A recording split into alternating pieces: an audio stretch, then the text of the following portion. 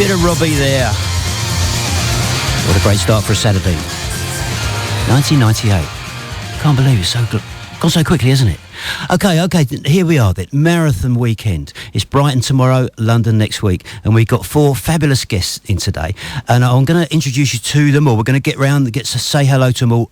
And first of all, we're going to talk to Gary and Marie Brazier. Morning, Gary. Good morning, Kev. Hang on, a bit of a technical. Right, morning, Gary. Good morning, Kev. That's it. Morning, Marie. Good morning, Kev. Now, you are a married couple from Hawkinge, both doing shift work. Is that right?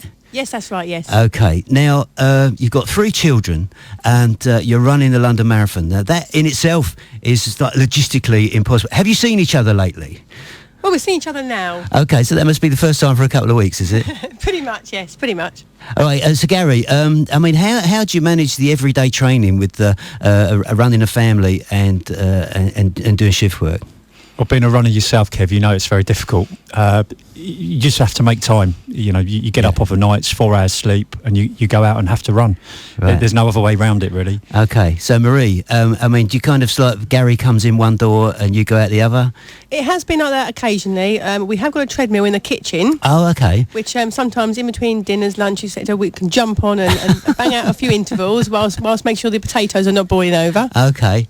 Right, excellent. Now our other 2 guests we're going to be joined now by Barry Watson and Margaret Connolly. Now, Barry, please come in first, Barry. Barry, now you've got a wealth of experience in the marathon. Your highlight to fame was representing Great Britain in the Montreal Olympics. I mean, so what do you do now in the world of running? Well, I'm a bit crippled up now, actually. Haven't been able to run for a bit and just been able to marshal the park run, which I love doing. Okay. And we've got a great club, South Kent Harriers, and I do the beginners. The ones that can't keep up. Okay. Because that's my level at the moment. Right. So how are the mighty fallen, you might say. It happens to all of us, Barry. I mean, the ravages of time and stuff like that. But yeah, so we're gonna have a great chat with you later. We're gonna, turn the clock back to '76 to find out what it was all about, selection and what running was like in those days. But our other special guest is Margaret Connolly. Now, Margaret, you're a member of the South Kent Harriers, and so I mean, how's the running going for you? It's going extremely well, Kevin. I joined South Kent Harriers 6 years ago. It was just before I got a bombshell, well, I mean, it happens to so many people, isn't it? A bombshell diagnosis of breast cancer. And I personally don't glorify cancer. I know it's a filthy, stinking, horrible, rotten disease, and it happens to so many people. But South Kent Harriers was a real support during my diagnosis. I had been a complete beginner, and if I hadn't had my running, which has always been a joy to me, it's not a burden to me at all, running. Oh, that's great. That's a great story, because you are an example, actually, and you have. I will tell the listeners that you have helped me out at Race for Life, where you've got up in front of like 2,000 ladies, 2,000 pink ladies, and told your story. So it's a great story, and it's such a pleasure to have you in, and it's so good to see you everywhere I go, Margaret. You're there every race I'm at. And so it's fantastic. All right, well, we're going to kind of split the show up, really. We're going to talk to Gary and Marie in depth, and then we're going to come back to Barry and Margaret. But we hope to swap stories as well, because we've got a wealth of experience, and in Gary we've got a story of like a bit of pressure from a running magazine, because it's his first marathon. But it's time to we're going to play a bit of music now. We're going to play a bit of a Fleetwood Mac, then I'm going to come back and do a bit of local sport. So here's Everywhere.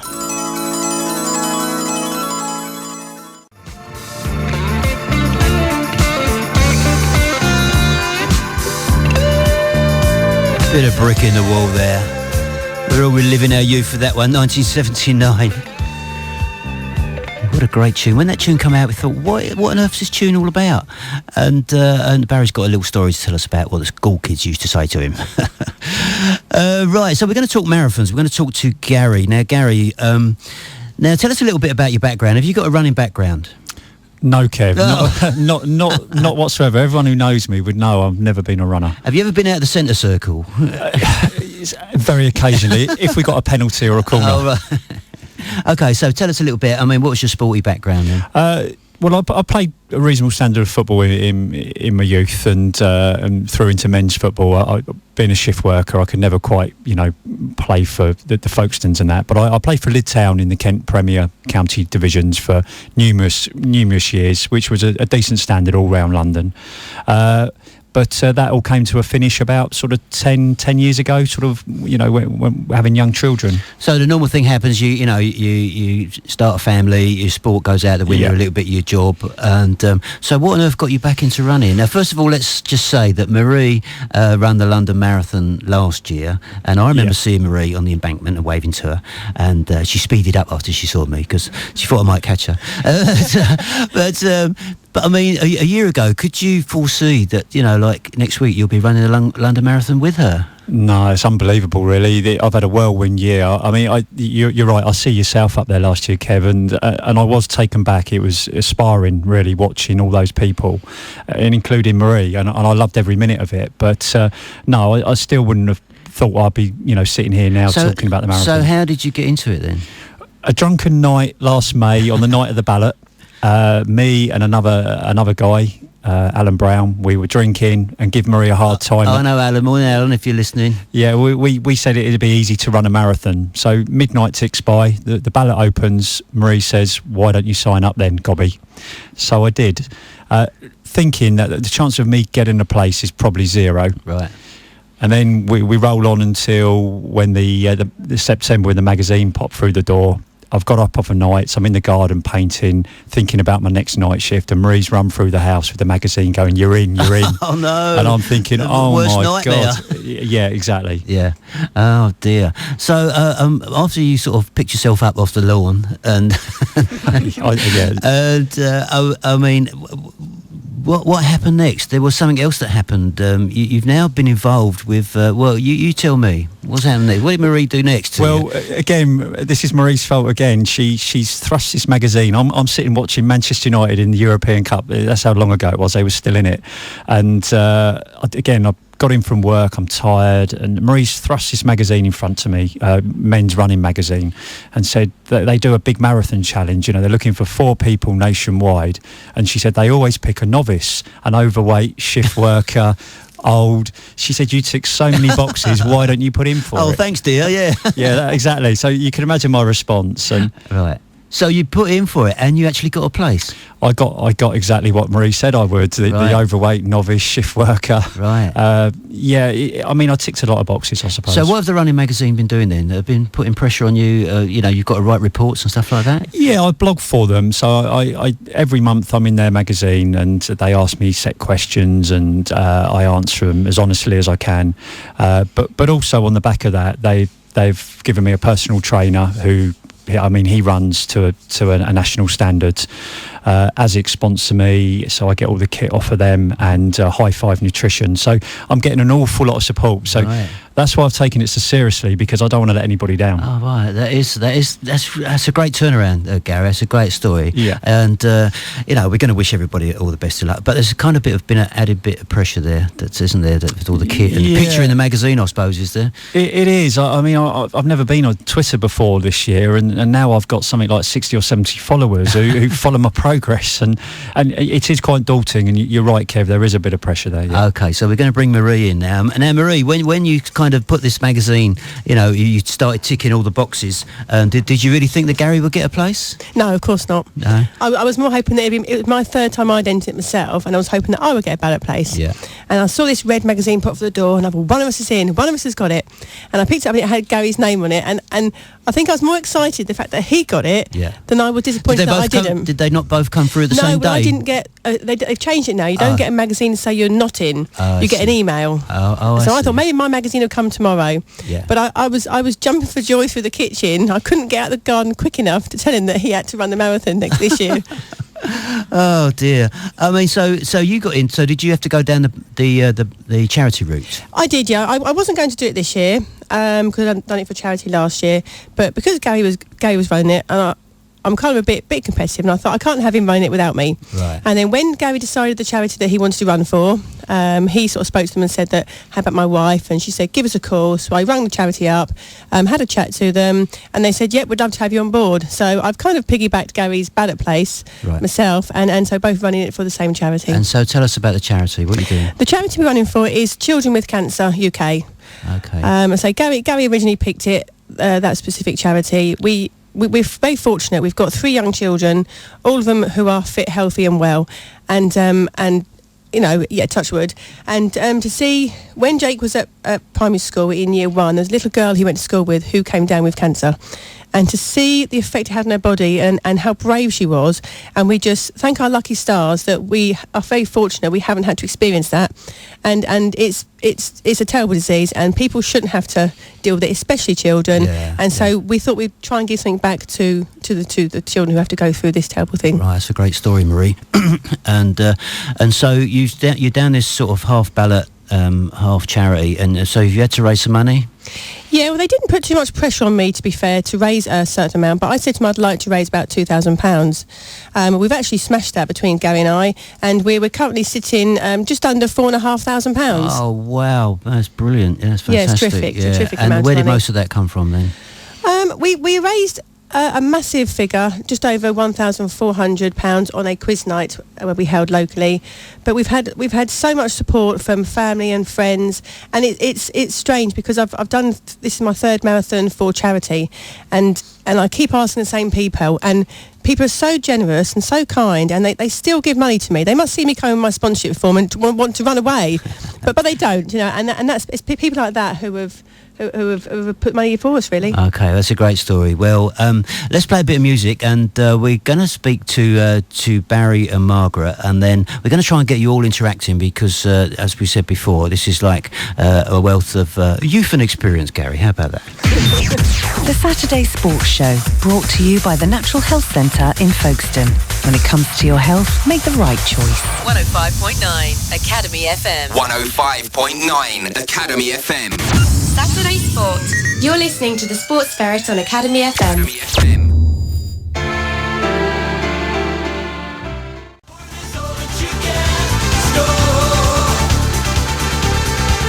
We're going to say goodbye to Two Tribes because that's quite a long song, you know, and we have got so much to get through.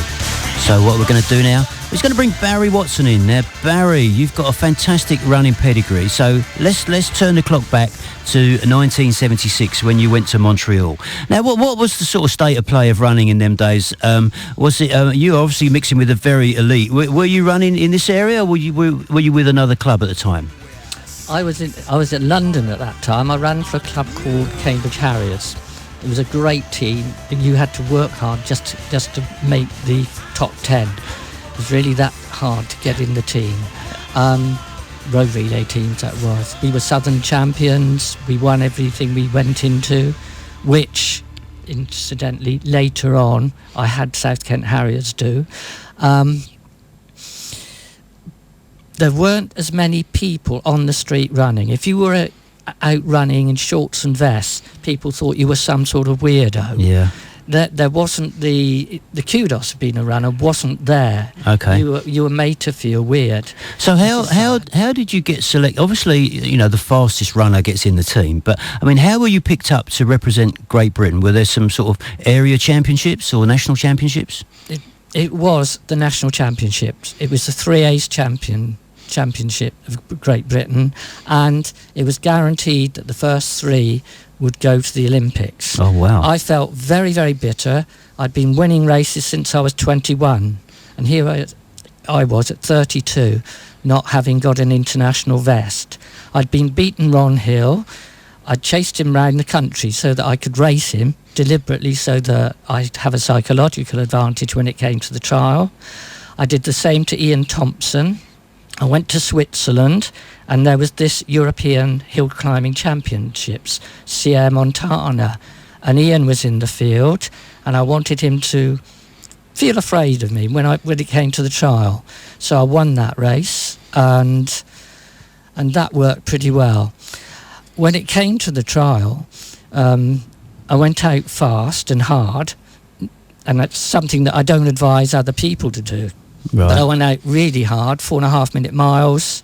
I hit 10 miles in 49 minutes, and Ian Thompson was still with me. So I turned to him and said, Ian, do you think this pace is fast enough, or shall we step it up a notch? Well, that did for him. He dropped off the back, and that left me on my own, able to win the British Championships, the brilliant. trial, what I've always wanted to do. Ron Hill did quite well. He finished 7th, but... So on the day you knew on the day you knew it was the first 3 and that was it. Okay, so you get to Montreal. I mean, the actual there's no heats or anything. Bang, straight one race. So what were the conditions like? I mean, it's summer in Canada. What was the climate like for a start? We were led to believe it was going to be very, very hot, but in fact, on the race day, it was rainy, it was very wet, and it was humid. Yeah. Leading up to the race. Remember, I'd had no international experience, which is sad because if I had have, I wouldn't have made so many mistakes. But I trained really hard right up to the race day, which was stupid. We did a diet whereby for the first half of the week, you didn't have any carbohydrates at all in your diet. None. And we watched each other, Keith Angus, Jeff Norman and myself, to make sure we didn't cheat. During that period, we all came down with flu and cold. Oh, did you? The second part of the week, we were meant to be eating carbohydrates and loading. Now, this had worked well in the trial, which I'd won, but I couldn't eat. I'd lost my appetite and I had a stomach upset. Oh, the result was an appalling marathon. I ran 2:28 instead of an expected 2:12. So that was absolutely awful. I felt suicidal, actually, because the pressure when you're running in the Olympics from the media and everyone else is immense. So what is your personal best in a marathon then? I've done 2:15 3 times, but I haven't had the chance to do it on a really fast course because in my day you were running up hills and down dales, and also you were running with the traffic. They didn't necessarily stop the traffic. Oh, see, right. It's so not it's a lot harder. Yeah. Okay. By the time London came, I was in my 40s and I got first Britain and first over 40 in London in 1984, but my time was 2:18 and I was probably past my sell-by date a little bit. Right, okay. Barry, that's a fantastic story, you know, and it's the wealth of experience that you've got, although you think you didn't have the international experience. We are sitting here in absolute, our chins are on the floor when you quote the times. Now, Margaret, let's bring you in. Now, you're with the South Kent Harriers ladies, so what's it like to have people like Barry, and you've also got Pete Russell, who's a very accomplished runner. So tell us about your sort of, if you're a normal night at South Kent Harriers with your ladies team. Oh, Kevin, it's incredible. I've just been saying to Barry, and I've said to him in the past, Barry is a very humble and modest human being. He has got no idea about the wisdom, the knowledge, the experience, the expertise, but the biggest thing Barry's got to offer any runner is his absolute willingness to give of himself, his time and his experience so freely. I mean, I got into running back in 2009. I'd met John Crean. I'd done some Race for Lives. I had no idea I could run. I was getting good times. I'd done a 5k race at Folkestone, organised by John Crean of South Kent Harriers. I think it was about the third or fourth lady. John stopped me and said, "Oh, hi there, not seen you before. Who do you run with?" Mm-hmm. To which I replied, "The dog." He meant which club. Right. He said to me, "How long have you been running?" And I said, "Oh, about 3 months." And he says, "How much do you run?" I said, "Oh, from my front door to the pond and back 3 times a week." So he didn't understand what I meant. It was 3 miles. He then said, "I think you could be a good runner." I looked around expecting some people to burst out laughing. Running was something that I'd never done. Right. He then suggested that I join South Kent Harriers. In those days, I don't think they had any other ladies. And I done it, but then I got a bit of a bombshell health diagnosis, and all through the treatment I couldn't run. I was having all the usual crap treatment. It's a bit barbaric even today, and But the idea of running again kept me going. So I've always been a member of South Kent Harriers. I've always felt tremendous loyalty because they will never ever know how much their support in those days meant to me. Okay, but you've gone from being running the dog, but you've done a marathon in Scotland, is that right? Yes, I done Edinburgh last April, Kevin. Unfortunately, I went for my final checkup and they got, let's just say I was misdiagnosed. They told me I had, well, I won't go into details. They got my diagnosis wrong. Right. Told me I probably wouldn't be around that long. I always wanted to do a marathon, but never had the courage or the confidence. I've always enjoyed running. I've just never had the confidence, despite people like Barry saying to me, if you know, why don't you try a marathon? So I thought that was my only opportunity in life to do it. Okay, so you did the Edinburgh, which was brilliant, but now you're under a bit of pressure with yourself now. You've got an entry to the London. Yes, and I know. Tell me what you're going to do. Oh, well, I got the South Kent Harriers had one club place and they very generously and kindly gave it to me. I think partly as a celebration because I finally got good news in December. I've been really training for it with support from Jim McNeil, Pete Russell, Barry Watson, not just in terms of running, but in terms of how to eat. Although I listen to my body, but they've really helped me get self-belief and confidence. So I've been training properly this time. Unfortunately, a couple of weeks ago, I came down with flu, and real old proper flu. I have never felt so ill in all my life. I was bedridden for days. I couldn't eat. And I'm now, I want to do myself justice and my club justice, and I want to do the London Marathon justice. In other words, I want to give it my best. Okay. And I don't think I'll be in that position a week today because I'm still not fully back to full recovery. Okay, but so that's not quite the end of the story at the moment, because you've got another one lined up, is that right? Yes, I'm going to defer London and it'll give me something to aim for and aspire to for next year, albeit I'll be 59. But I've got a place in Edinburgh again for the 29th of May. So on the basis Edinburgh's been the only one I've done last year and I've done it in 4:19 and I was disappointed. I'm going to try it again. I've got a benchmark time. Oh, that's great, because you've kind of got the marathon sort of basic training in your legs, and it's not too far away. No, and I've enjoyed every bit of the training. It's not been a burden to me at all. I just love running. Okay, Barry and Margaret, that's two fantastic stories. You know, we're getting just such a cross section of why people run and what their aspirations are, and it's just, you know, it's overwhelming that you can come back from having been told that you've got cancer and think about running marathons. Well, I'm going to have a little lie down now, and we're going to play a bit of music, and then I don't know what we're going to do. We're just going to keep talking running, I think. And online at academyfmfolkston.com.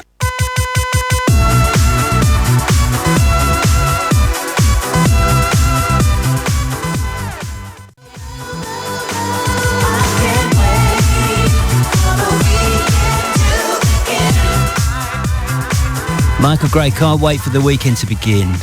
That's next weekend. It's all going to happen next weekend. Okay, Brighton Marathon shout-outs. Now, I did promise everyone I would do this, so I'm going to whip through this list here because we've spent so much time talking and hardly played any music, but I've got so much to get through.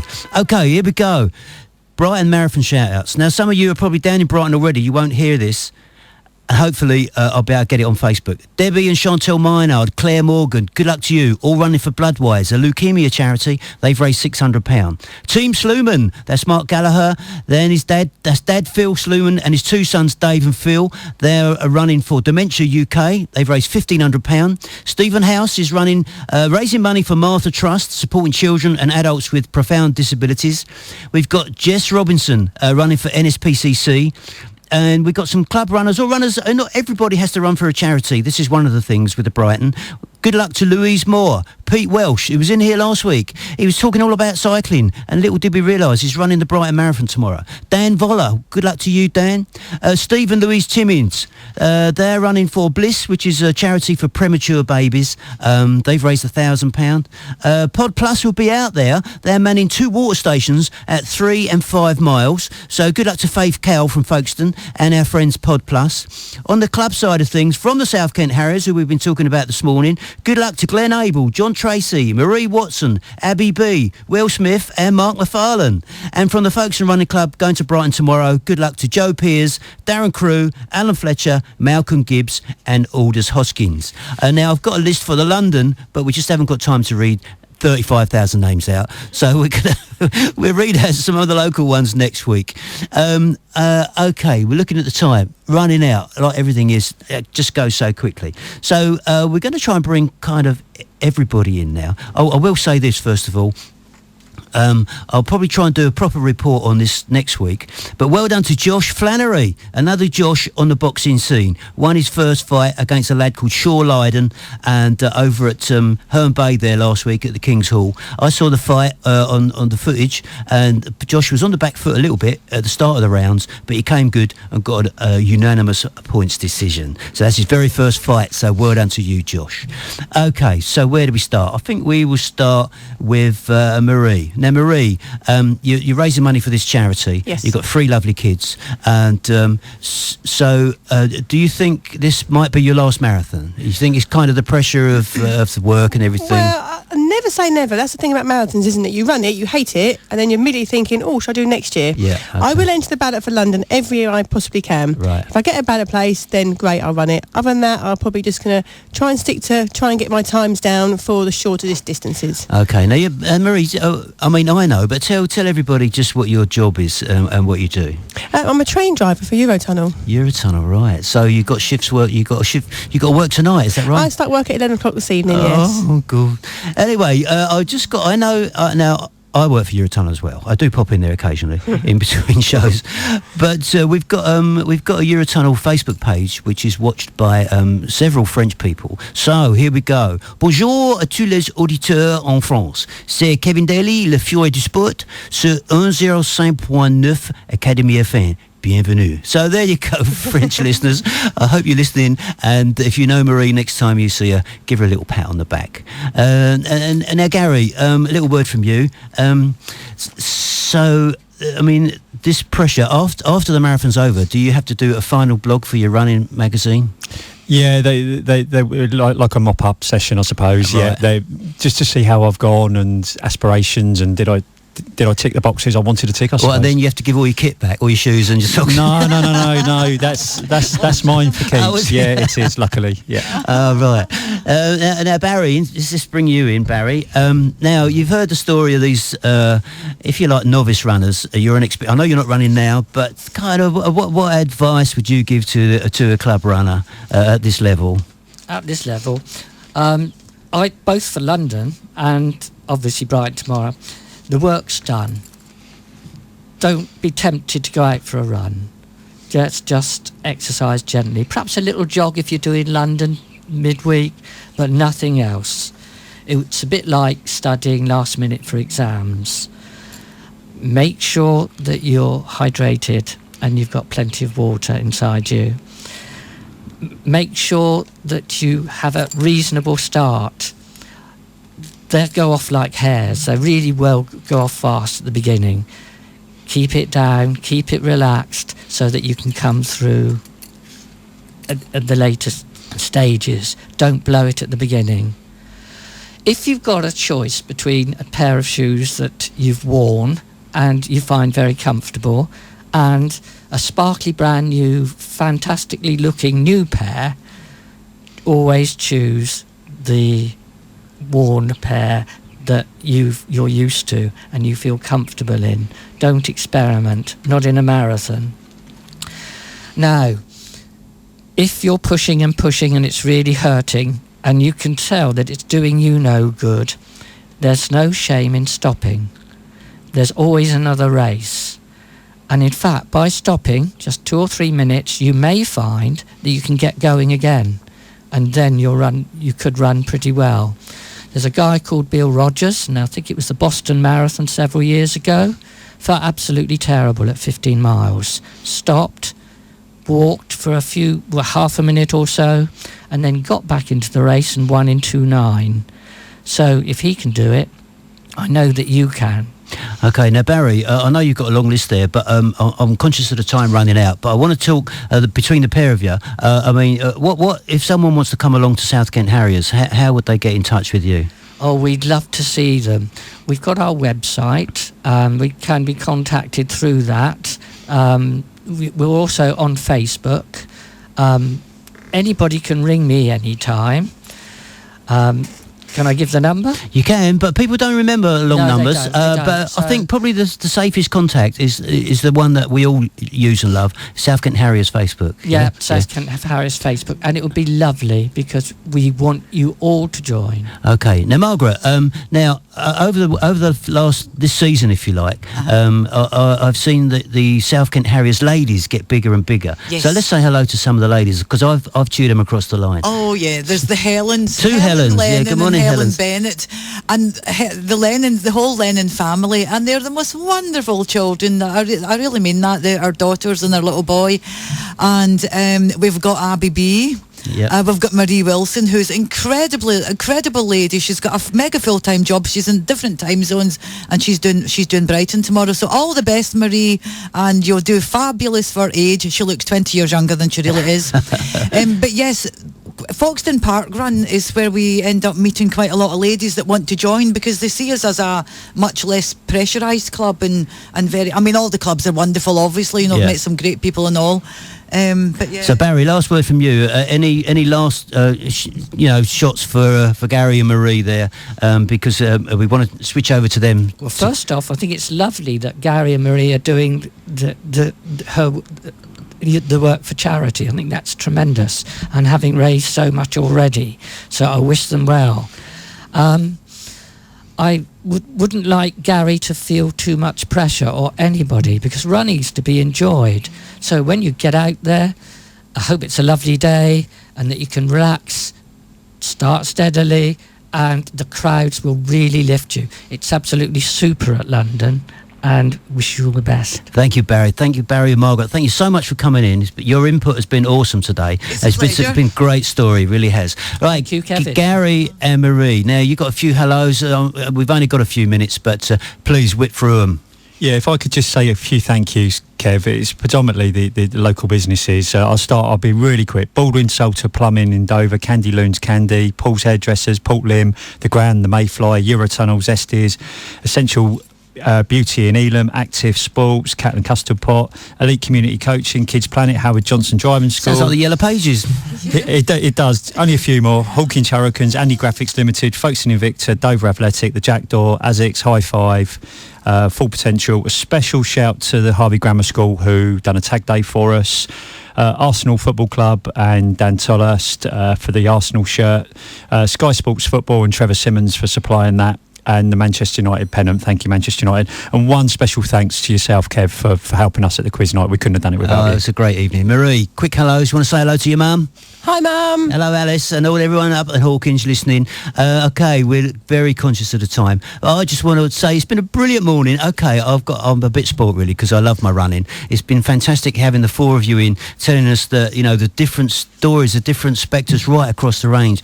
Run for charity, run for yourself, run for GB, run for Kids with Cancer. It's been an awesome morning, and I think there's only one way really to finish this show. Sorry, I'm turning around looking at the CD player. I hope this is going to work. So have a little listen to this.